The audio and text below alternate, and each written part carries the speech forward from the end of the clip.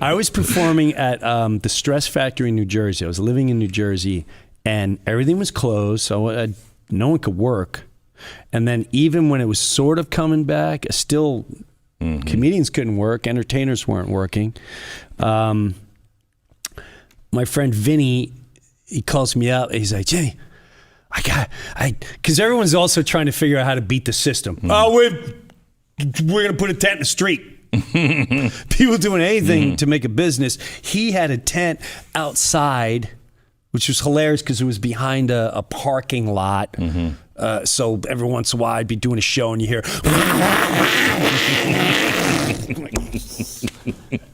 I was coming in for the closer and competing against the Harley for 20 minutes. Or I would be out there and we'd hear a couple yelling at one another. And then I'd have to pull the banner like, is everything all right? But during that time, it was full blown. You got to wear a mask at the when you check in, and when you walk in, you got to wear a mask. But when you sit down, you can take it off. Okay. Okay. Danger, safe. Danger, safe. That's what the CDC says. And we should all listen to everything they say. Dr. Fauci. Yeah, if you stand and put it on. If you sit and take it up. Wow. So I would work out there and, I'd compare everything as Nazism because that's, hey, you taught me in school what they did. They taught you to snitch on one another. Well, guess what? If you see people or children in your neighborhood, if you just change the accent now, it's just, what's the difference?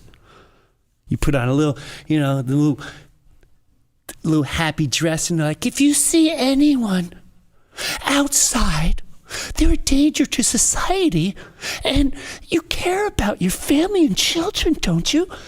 You call the local authorities. You had mayors, despicable, disgusting. They're not human. They're disgusting. And they should be held accountable, all of them.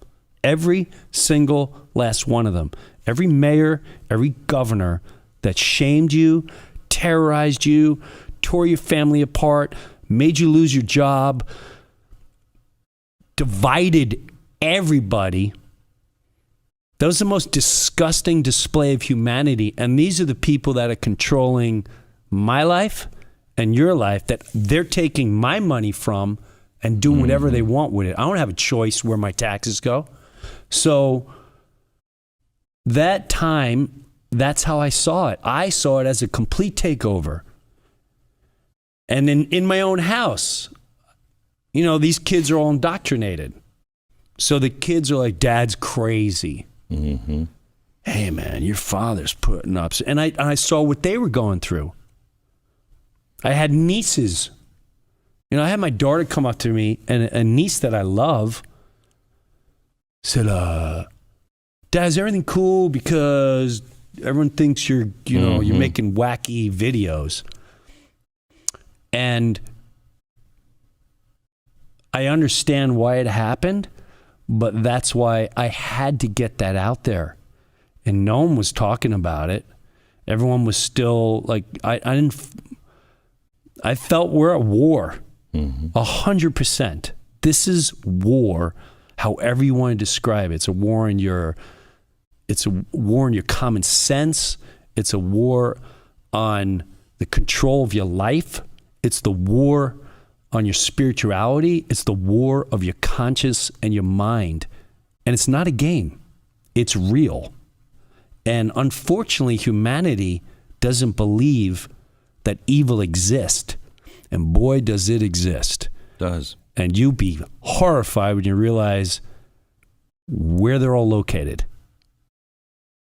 And I'm not sure some people can handle that. But I think the ones that can are very ready. Very ready. They're done. So that's where the comedy came from. In a tent, while all that was going on in my head, I was like,